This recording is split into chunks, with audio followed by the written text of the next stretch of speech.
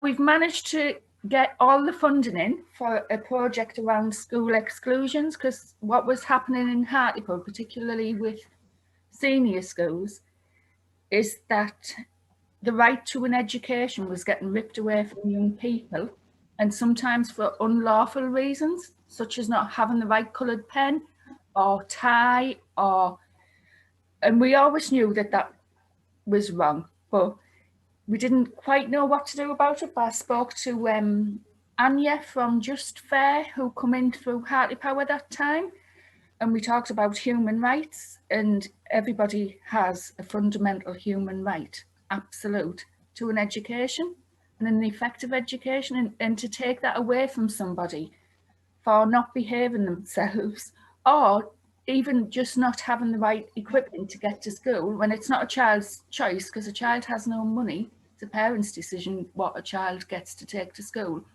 is just very wrong. Spoke to local trust about it, because we were big local Dyke House, one of 150 across the countries, which was £1 million invested over 10 years to do things differently in communities. So in speaking to local trust and talking about the right to an appeal as well, so when people are excluded, if the school's an academy, there doesn't seem to exist any local accountability anymore. Parent governors seem to have gone in the way they used to be years ago. The person that they appeal to normally when a kid is excluded is the person that's excluded them, and then that's not really an appeal.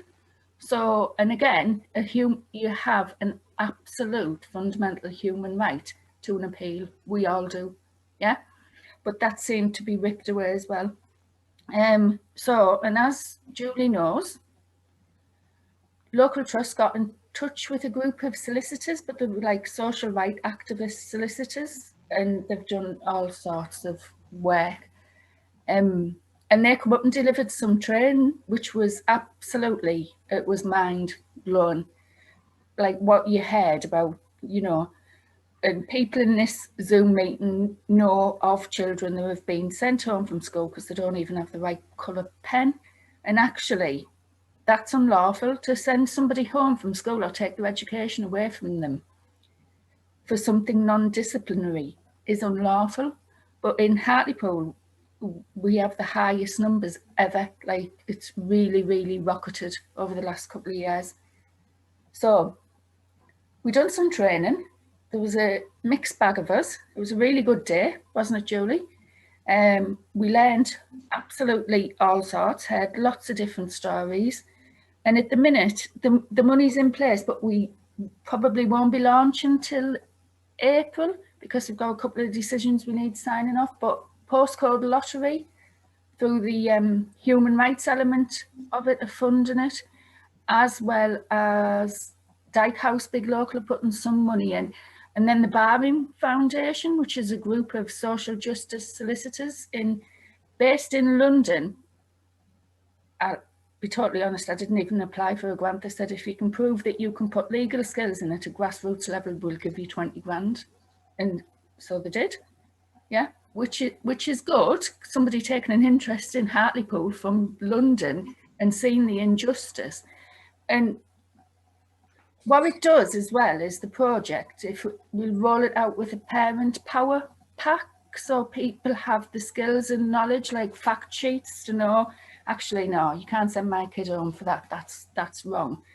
And I know there's others in this Zoom meeting who've had experiences where the kids have been incapacitated or ill, but they've still sent them to school, and they've been put in an internal exclusion unit, and again, not had the same education as their peers and what they're entitled to, which is absolutely wrong. I've got a couple of kids I'm working with who've been excluded that much, have had virtually no education for 1.5 years. 2 of them are hurting themselves over it, which is really bad. Out of the 6 kids I've worked with that were permanently excluded, I think 4 of them were dead by the time they were 21. So it's not good. And I know I'm only talking about a handful of people, but it's important, because if you don't get your education, you have less opportunities in life than anybody else. Like, your life is not going to be as equal as the person you're next to, because, and yeah, and it's wrong to strip away people's education. They've got a human right to it. So the next step is we're starting to collect the case studies from people, and there's quite a few, and I haven't done it publicly yet because I think I'll be inundated, because the amount of kids that get sent home or rolled on and rolled off, yeah, that can take something like 17 weeks. But then if you're thinking about most disadvantaged kids that are getting rolled off, then the school claims the pupil premium for them, so they have the extra money to do something about it, but it still takes far too long. I worked with the last year a 10-year-old that is always, she'd never left reception class, which is totally wrong. And they never looked, she had something like, if you counted up, 72 therapists and professionals in her life for different things. And it was never about the environment. It was always about what was wrong with her. And really, they should have looked at where she was in the wrong place. So we wrote to the MP and we managed to get her moved. But it shouldn't take people like me to step in and do that. It should be, yeah, it should be there anyways.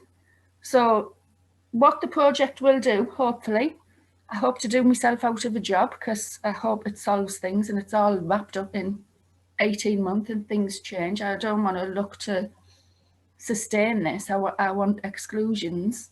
I want it to be different.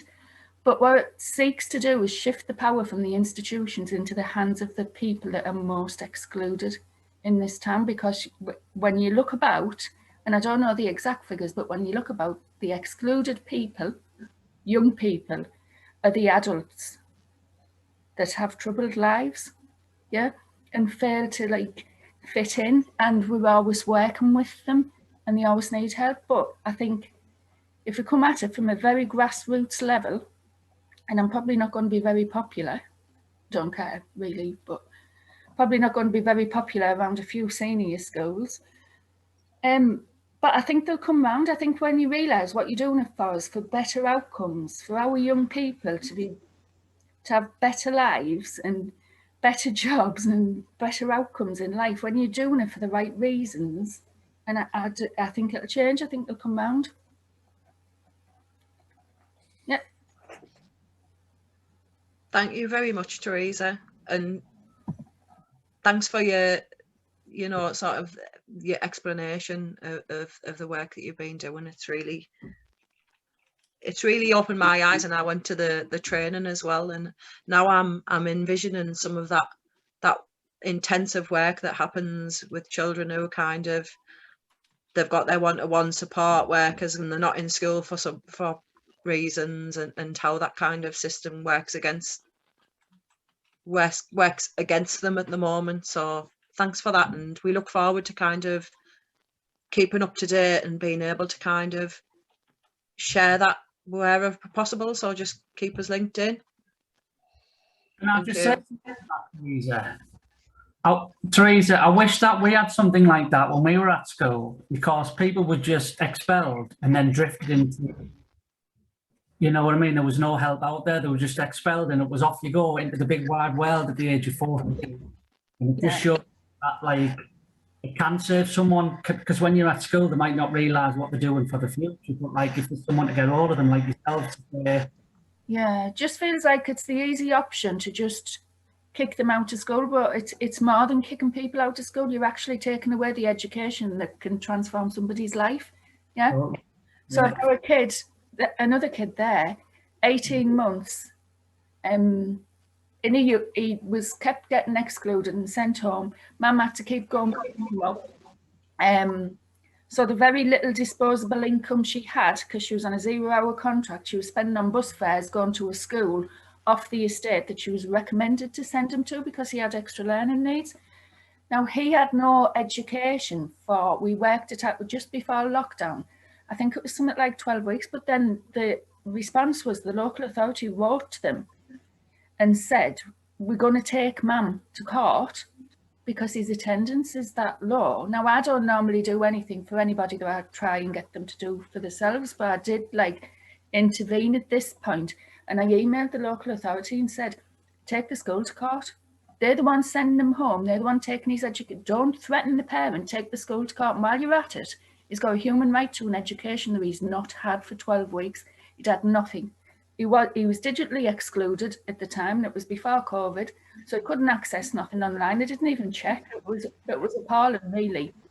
But within 48 hours, he was in a unit, only getting half the education the peers of his age are getting, but he's still getting some education.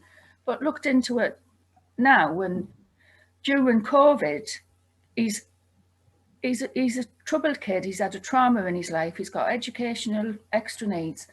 During COVID, the school response was just come to school when you want. Well, that's not good enough. He's got extra educational needs. He's entitled to come to school every day, because the less education he gets, the further away he feels and the more he struggles to get back in. And now he's at a point where he's just hurting himself. Teresa? Yeah? Teresa, are people able to get in touch with you from here and wider if they want to like comment? I'd like people, and it can be anonymous. I won't like tell anybody who sent me it, but the case studies, yeah, okay, that would tell a really good story of like what's happening. Because I think most of the kids that get rolled off are just sent home on non-disciplinaries, probably not recorded, even though we're excluding the kids. And I think we'll find along the line that internal exclusion, so when they're set in a cubicle on their own with no education, probably unlawful, actually. What we'll make sure, Teresa, is that we really highlight that when we send out the the notes and the recording, but we'll highlight, given the significance of this work that you're doing, and put the call out for case studies which can be submitted anonymously if need be. Put your email in the chat, Teresa, because there's a few people I'm not sure that. So can I just ask, is there going to be like a process where you obviously engage the schools to try and challenge their ways? Because I 100% agree with what you're saying. Some of the reasons that some of these children are sent home is absolutely shocking, for not having a pen, not having a tie, wearing trainers, having the wrong haircut. And that's historical, and it has been for a long, long time, hasn't it? Is there going to be a process for you to sit down with schools and say, this is a human right for a young person, this is what you're doing, this is what we're hearing, how can we work through it? Obviously a project only lasts for so long, funding only lasts for so long, so I'm just thinking of like an end goal and strategies to move forward. I think it depends on how they react to it. I don't think they'll be that responsive at first. Initially they might not be, yeah. No, and it'll be a challenge, but eventually, if they realise they just want better outcomes for our young people, and that transition into being an adult and a better life for a better town, I think they're going to have to come round. But at some point, I think there may be, because some of the funding pays for some time for the barrister who done the training, and just for kids' law down London, it pays for some of that. So, if you're breaking the law, you're breaking the law. There's going to be an outcome, and that might see someone in the dock. But yeah. Brilliant. Thanks so much for that, Teresa. Inspiring, I think, grasping that nettle and taking this forward. Brilliant. Margaret. Hello. It's been a long time since I've been on here. I've been so busy. So a little update from me. John and I have been helping out in the vaccination clinics in the One Life PCN. So we've been doing the COVID vaccines. We're actually allowed to go back into practice on the 12th of April if Boris's dates go to plan. And we'll be back doing home visits on the 17th of May, fingers crossed. And last week I met a lovely lady in Wharton Park who has the cafe there, and she's starting a walking group which started last week, every Monday, 11 o'clock and 2 o'clock.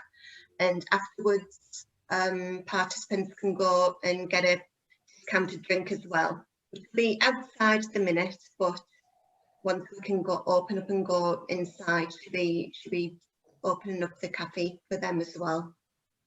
So yeah, I've got a lot on my plate. Thanks very much, Margaret. Are you doing anything different, Alec? Yeah, you might as well link in with me. Tag team time for you, Alec.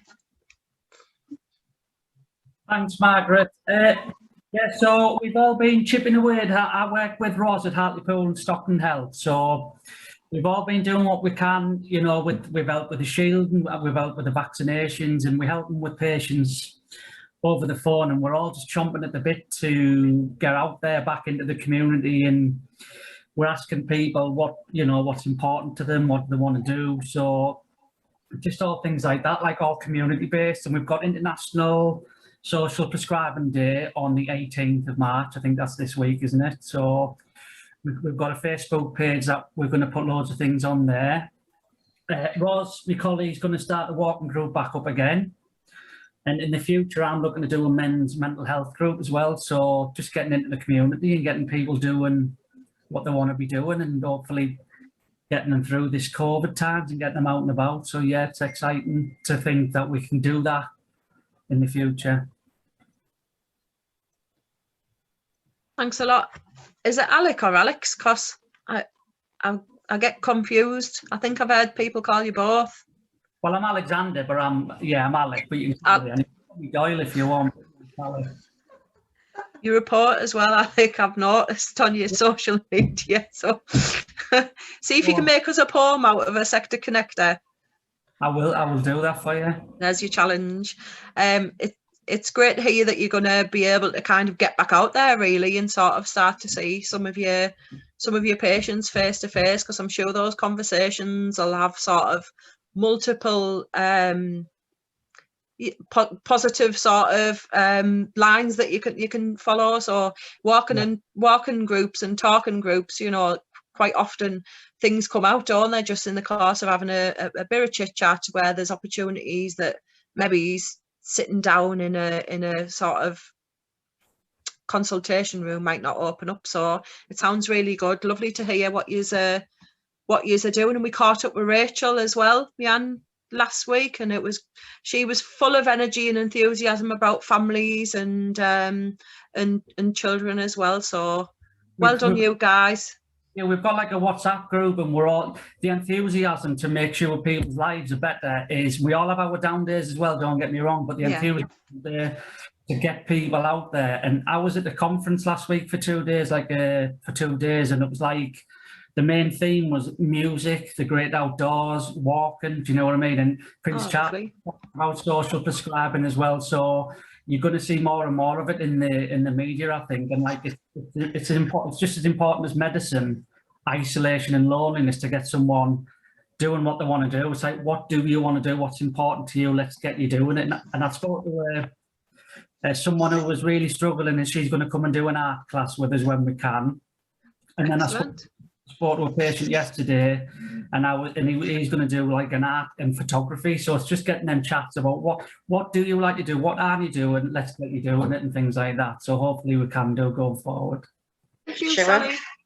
PFC Trust, as I'm sure the majority of people know now, was set up by Francis and Patrick Connolly after they won the Euro Millions. We're actually classed as a small charity.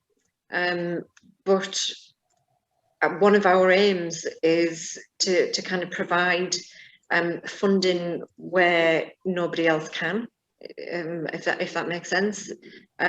We always try and get to, you know, the people who are kind of the hardest to reach. We're a Hartlepool-based charity. We only fund within Hartlepool or for the benefit of the people of Hartlepool. And that was set up that way by Francis, having lived in Hartlepool for 25 years. And I'm sure all of us here, you know, have a great affinity with the town, and just listening to the amount of passion, you know, that people speak about the people of Hartlepool. It's amazing. It never ceases to amaze me. So that's kind of how we started a grants and donations charity. We recently set up 2 community interest companies.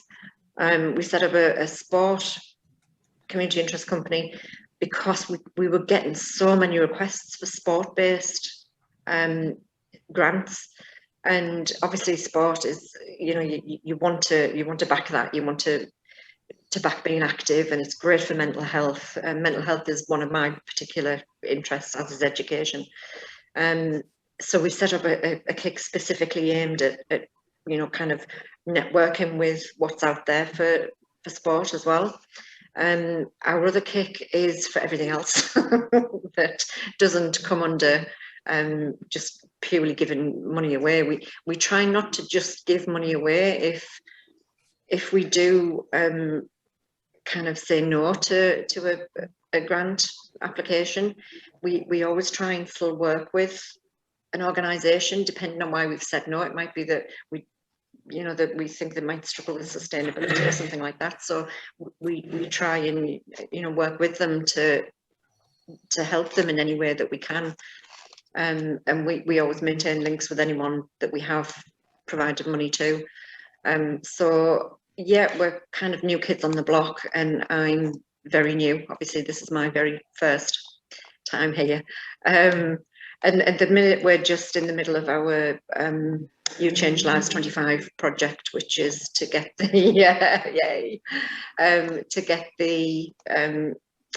the respite caravan for the young carers, which is going great. It finishes very soon, so I really need to lose a bit more weight. But I know when they said £25, I thought they meant gain it. I could do that, no problem.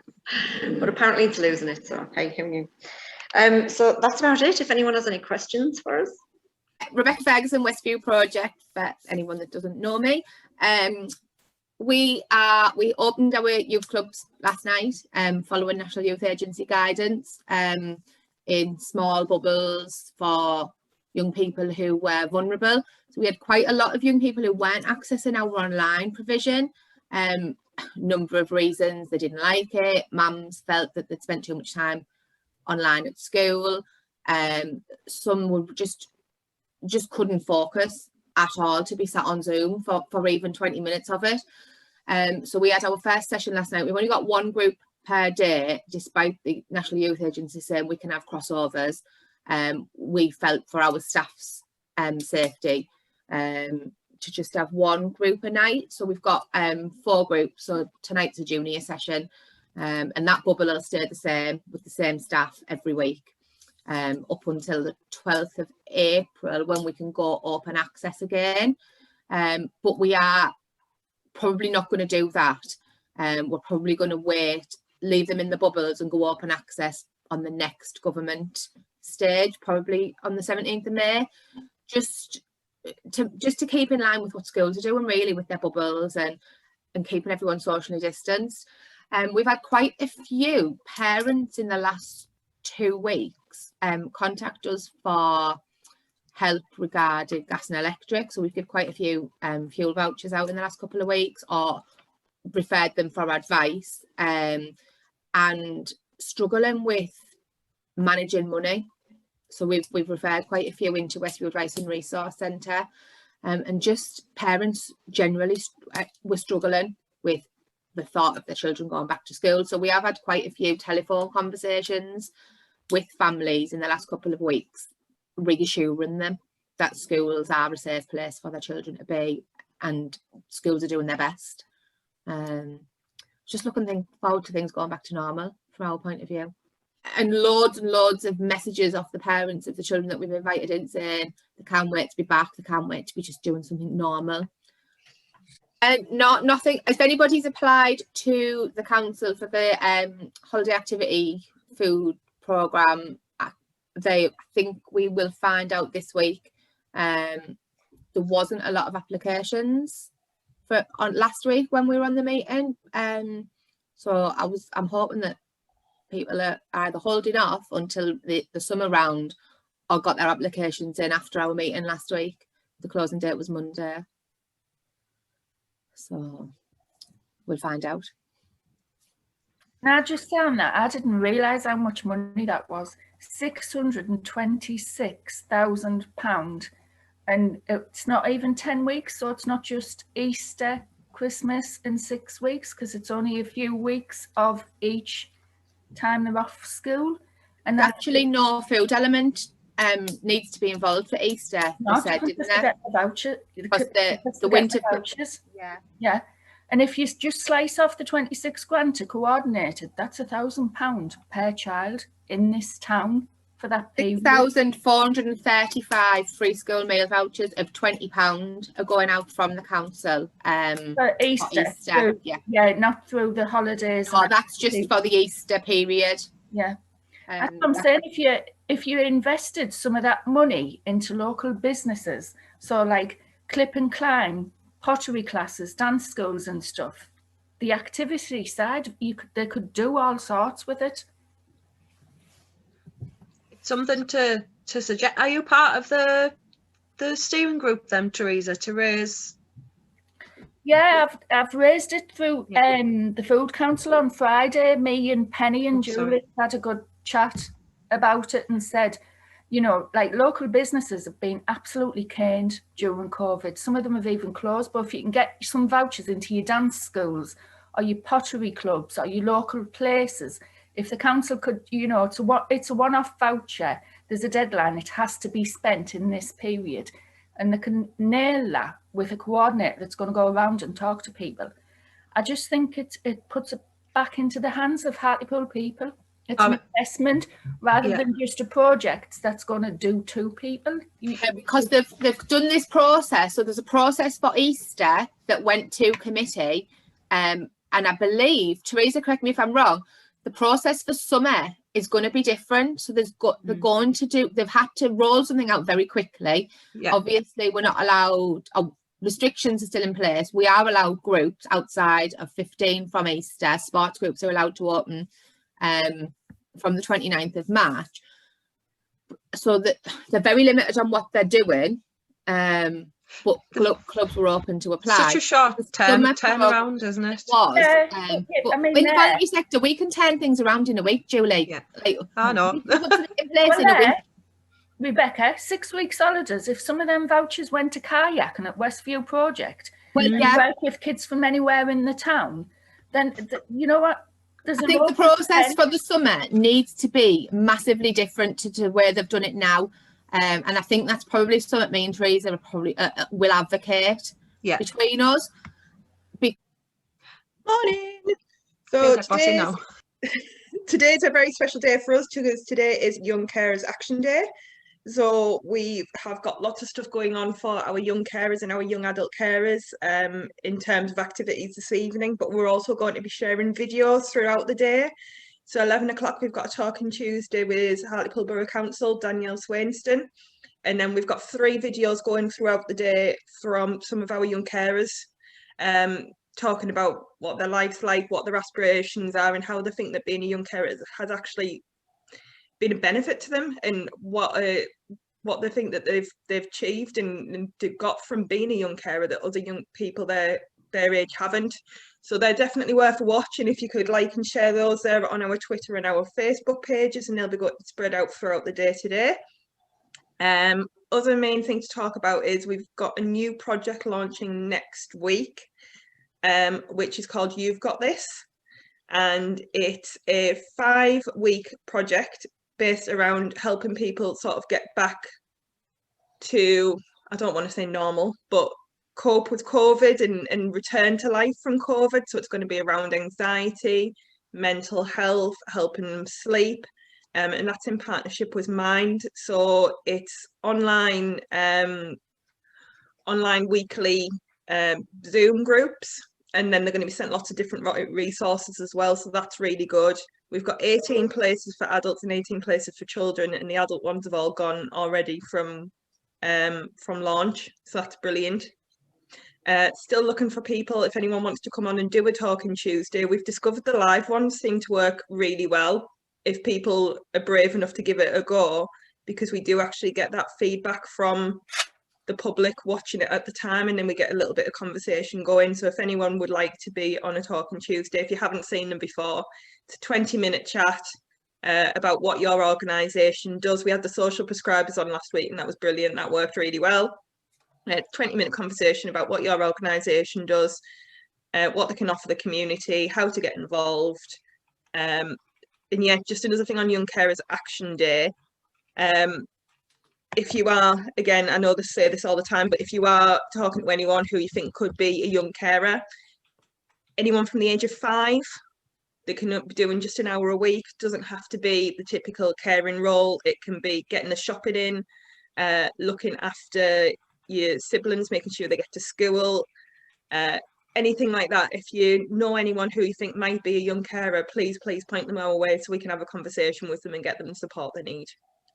And that's it.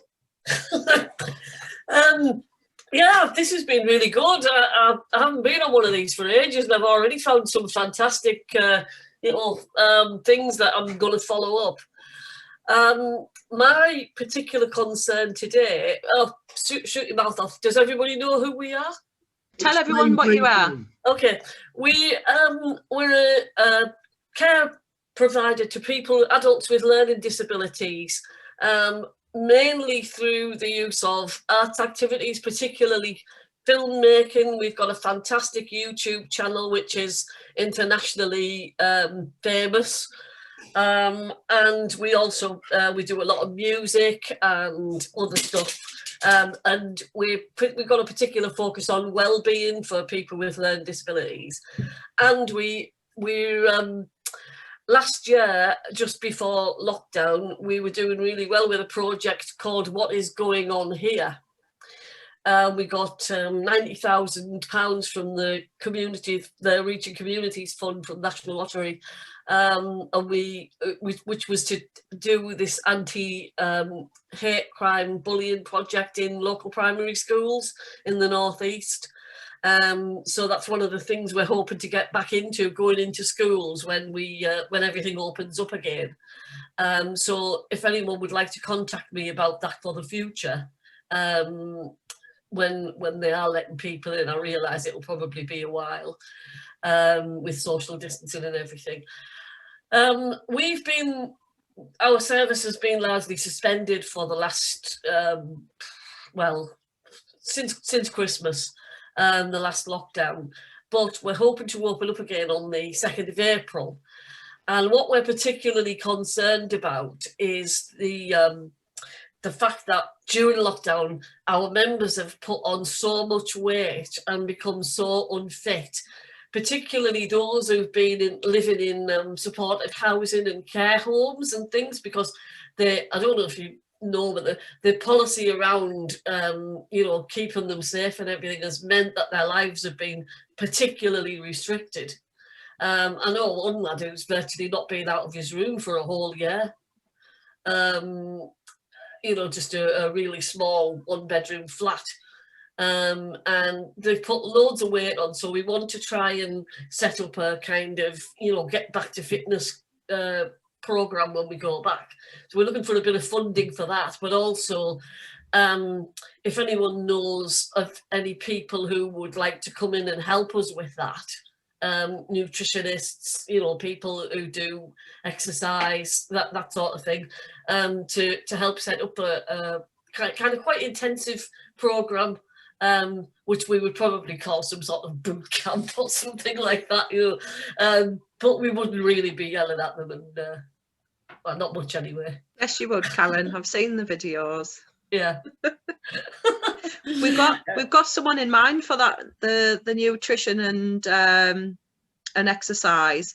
There's a new community interest company called All In with Jill and Finn, 2 very enthusiastic ladies who want to do work around kind of a combined nutrition, exercise, and even for those who have limited space to do it in as well. So yeah, well, that sounds excellent.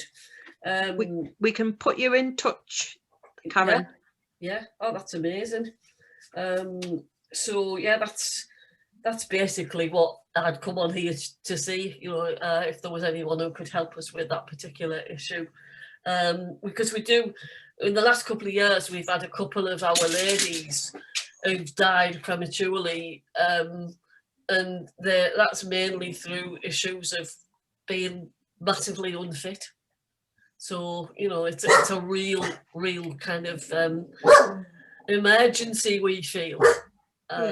So that's fantastic that there's, you know, people out there who can help us. Yeah, they're Hartlepool women, qualified exercise coach, qualified nutritionist, really exciting, you know, new community interest company. Yeah. Really no, nice. Well, so they'll be as enthusiastic as we are, probably, which is great. Yeah. You need people who've got that passion, don't you? Because otherwise it can be the most boring subject ever. Yeah. Additionally, or alternatively though, Karen, a few years ago, I was part of sort of I'm not going to say a health project, but it was definitely an up in your activity project. And one of the things we did was an army style march in Crimton Dean. Now you could do that out the front of SYMO, to be honest, and you don't need an expert. Car park. We've got a big car park. You don't need an expert to get everybody formations and doing there, and it'd be a laugh as well. So think about the one of our lads, one of my fellow directors, Steve. He's proper bossy, so he'd love doing that. There you go.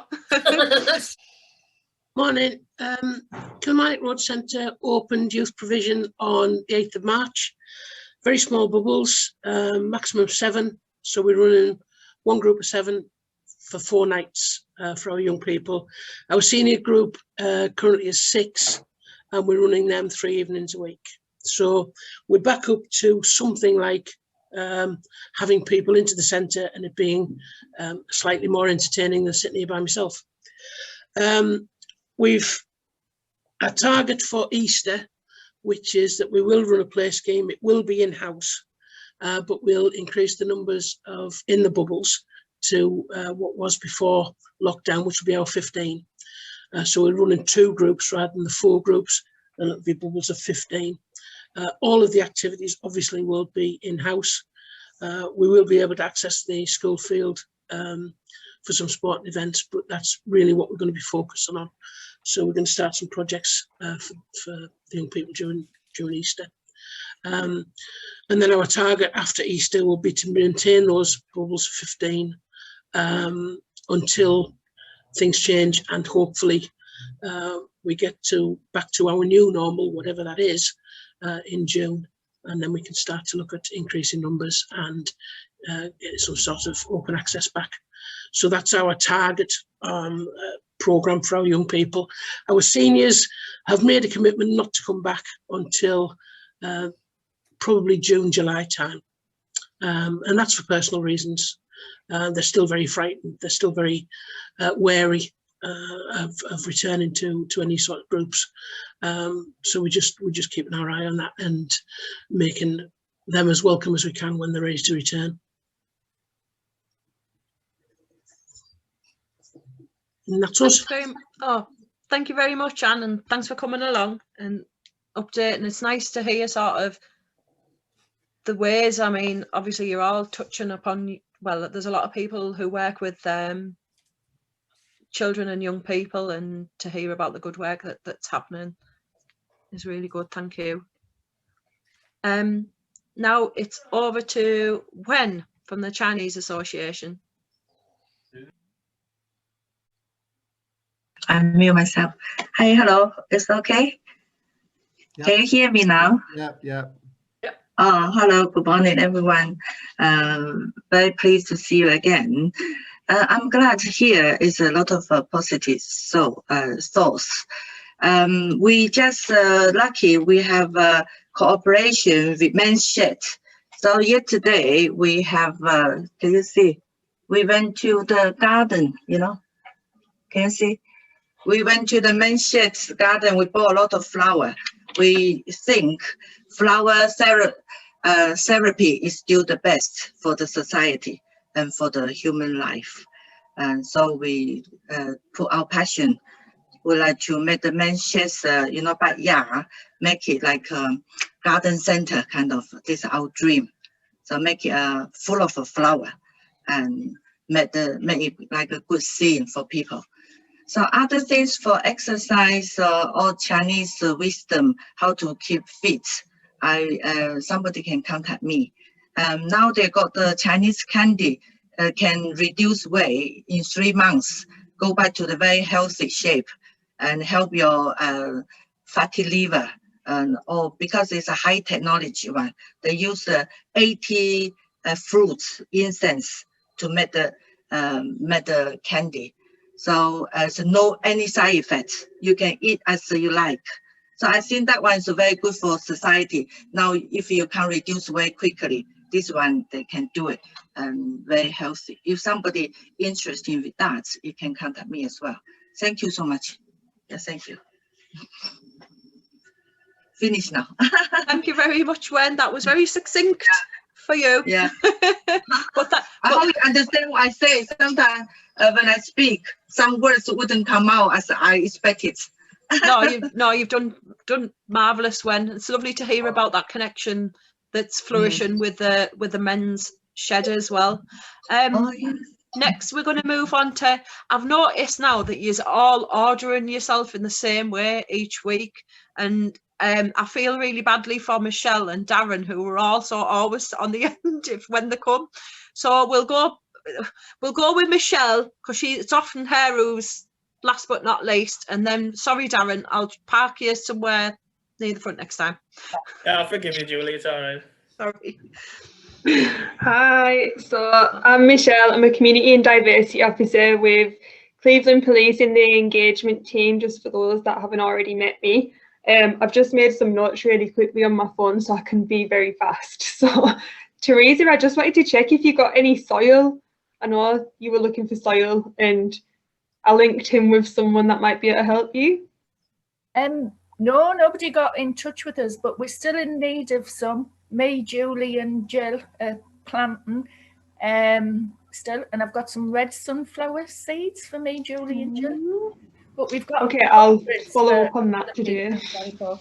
Yeah, no, we haven't got any as yet, but it's good stuff. People offer me money for it when we go to police. Tell you. Sounds so bad, doesn't it?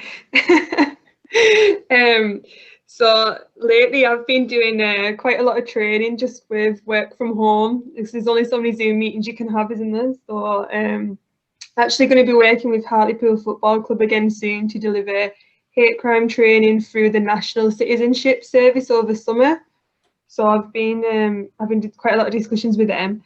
As a team, we are available to deliver sessions on hate crime, and we're doing it quite a lot virtually at the minute. We've been doing this with like Middlesbrough College and the NHS as well.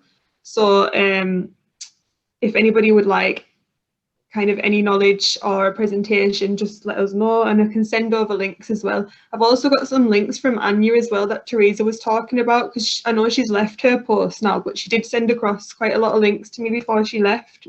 So if anybody wants those, I can circulate them.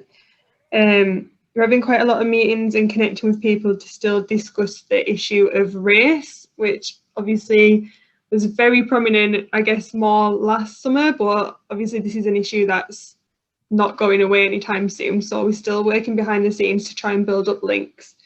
And we're also linking in with North East Ambulance Service. They're running a diversity scheme at the minute where they want to hear voices from minority ethnic backgrounds. So if anybody feels they can reach out to people, let me know and I'll send that email across to be circulated. The next day that I'm focusing on is March the 21st. That's the International Day for the Elimination of Racial Discrimination. So that day is created by the UN to encourage the international community to redouble its efforts to eliminate all forms of racial discrimination. So yeah, just a real push on I guess like hate crime training, and we're also offering stop and search training. So if you feel like any of that is relevant to the communities you work with, please link in and we can share them resources or present, whichever. Thank you so much, Michelle. Just make sure you've got your details there in the chat, and it sounds like there's loads of resource there that potentially our other attendees and then anyone reading the notes is going to find useful. I hope your events go well as well, especially around the eradication of racism, that sort of thing. So well done, and thanks for coming along. And now we're over to Darren. Sorry, I feel terrible rushing. I haven't got much to add anyway, so I'll trim it down. Basically, the one thing that I wanted to share is the BBC have contacted me through the session that I ran about developing a shared language for Hartlepool. The BBC Ts have sent a contact through from the BBC Online for the North East, and they're looking to do some interviews in the town. And I don't know whether they've spoke to you yet, have they, Anne? Have you spoke to Chris? Yeah, we've exchanged emails. Okay. He's sent some format out to me so that I can speak to some of our centre users and get back to him to arrange a date where he can do some one-to-ones. So we're looking to do that. So Chris is wanting to speak to people basically about anyone who's accessed council services throughout lockdown, or sort of like the past 12 months. Just to see if there's what concerns people have, you know, if things have been going well, if there's any sort of constructive criticism that they can offer. So I'd sent him over to speak to one because he was looking at community centres and stuff. And I think the more that we can target positive people, the better, because he said this is going to go on to BBC Online, but if there's any sort of like big news that comes out of it, it might be picked up by the BBC and put onto, you know, the national BBC News. So, you know, every time the news turn up in Hartlepool, you always get the plonker who says, "Oh, you know, the town's crap and it's rubbish and everything's poo," and you think, let's try and get some positive people on the news. So I've contacted Rachel Austin, I've contacted Michael over at Incontrollable, and I've contacted Lee Keeble over at the council. And if anyone's got anyone who they want to nominate who's been using council services, you know, it could be anything from the bins to, you know, dog wardens or any sort of service that the council offer. If you've got any constructive criticism or if you've got any concerns, the BBC want to know about it, and they're going to interview on camera, sort of in the build up to the elections in May. So if you want to nominate anyone, that's all I need to say for now. But when you said constructive criticism and concerns, did you mean, like you mentioned about positivity? So would that include positive sort of comments? Or right? Okay. Yeah. Even if it's something that hasn't been working well, we want someone who can sort of articulate it in a positive way, you know, and say the council are trying this, but we need to, you know. So yeah, positives would be better. But if there's any sort of criticisms that people want to lay down, and someone who can say it in a nice way, basically. The questions that Chris has already sent through to me for consideration are: if you could think of one thing you rely on that's provided by the council, what is it and how could it be improved? What do you think can be improved in your local area and why? And do you do anything to help make things better in your local community? Those are the things that he wants people to focus on when he talks to them on a one-to-one basis. I've had telephone conversations with Chris, and through the contact that we had at BBC Tees, she's called Shan, she's one of the producers. They're very, very positive and very, very mindful about shining a positive light on the North East. And you know, BBC Tees' motto is "Love where you live," and something along them lines. So Darren, yeah, Darren, I think we can feed in the sunflower and guerrilla gardening stuff through that. Absolutely, yeah. I think definitely that's some publicity, people growing and just doing what they want to do in their community to make it a better place, and they're asking permission. So, and that, well, maybe that's not the right message, but yeah, the local authorities, like, they don't do it for us, but they allow us to do it. We don't ask permission. We've just got out there and dug. Yeah. So am I all right to give him your email, Teresa? And give anyone my email. I'm not bothered. Careful. Hey. No, well, I'll send them over. Brilliant, thank you. Darren, are you done? Yeah. It's not like you. No, there's a couple of other things, but I don't want to burn into everybody's time. I know we've got to the hour. Right.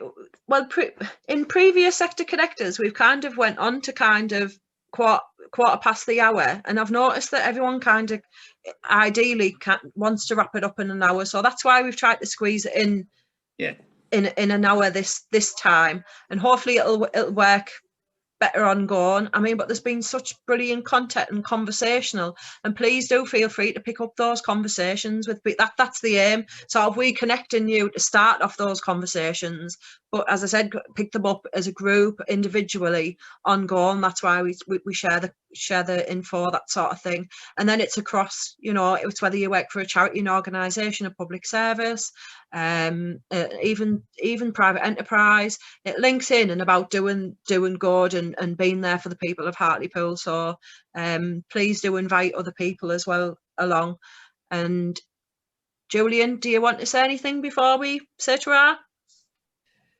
No, we'll leave our stuff. I mean, there's quite a lot going on with us, but I think we'll leave it to the next meeting, and then yeah, we'll do that then. We'll pick it up. We'll pick it up next time. But just to thank you very much, everyone, for coming. We really appreciate the time that you take, and hopefully that you get a lot out of it yourselves as well. So thanks a lot, everyone, and see you soon. Thanks for Take hosting. care. Bye. Bye. Bye.